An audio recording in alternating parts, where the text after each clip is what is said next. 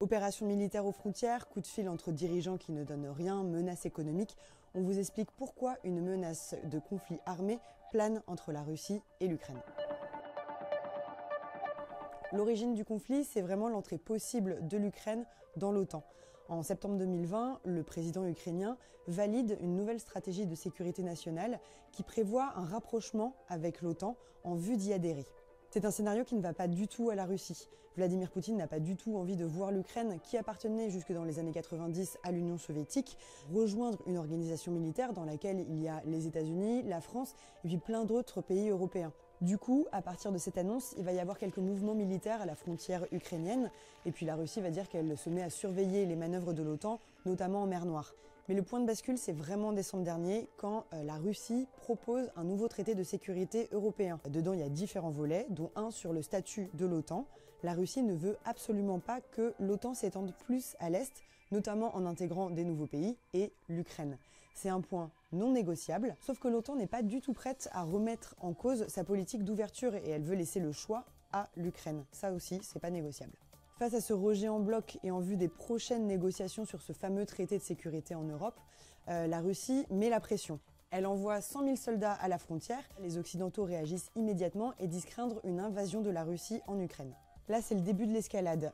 Les pays membres de l'Union européenne disent à l'unisson qu'il y aura des sanctions économiques contre la Russie si elle envahit l'Ukraine.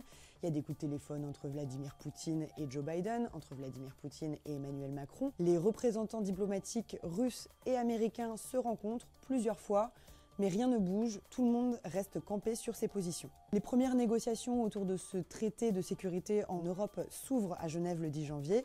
Là aussi, ça bloque et ça promet d'être très long. Malgré tout ça, Vladimir Poutine continue de faire monter la pression militairement. Il envoie des troupes en Biélorussie, son partenaire historique, et qui a une frontière commune avec l'Ukraine. Là, l'Ukraine commence sérieusement à s'inquiéter. Ses partenaires occidentaux la rassurent et lui envoient des signes de soutien. Bientôt, ces soutiens deviennent plus palpables. Les États-Unis promettent 200 millions de dollars d'aide à la sécurité de l'Ukraine. La Lettonie, l'Estonie et la Lituanie envoient des armes à l'Ukraine. Et côté français, Emmanuel Macron annonce l'envoi de troupes en Roumanie pour renforcer le flanc oriental de l'OTAN. Fin janvier, l'Ukraine annonce qu'elle est au moins aussi soutenue militairement qu'en 2014 lors de la guerre du Donbass. En fait, personne n'a intérêt à ce qu'il y ait une guerre, pas même la Russie. L'opinion publique n'y est pas vraiment favorable, et puis l'Ukraine est bien mieux armée qu'en 2014, donc la Russie sait que si elle intervient, ce ne sera pas une promenade de santé.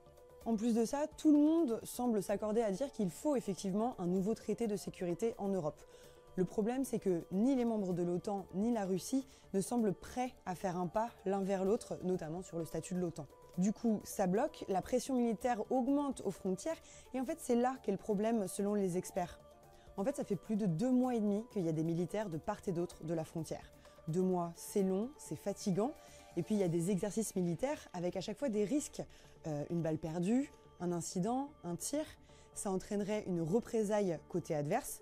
Là, ça dégénère et on peut partir sur un conflit généralisé.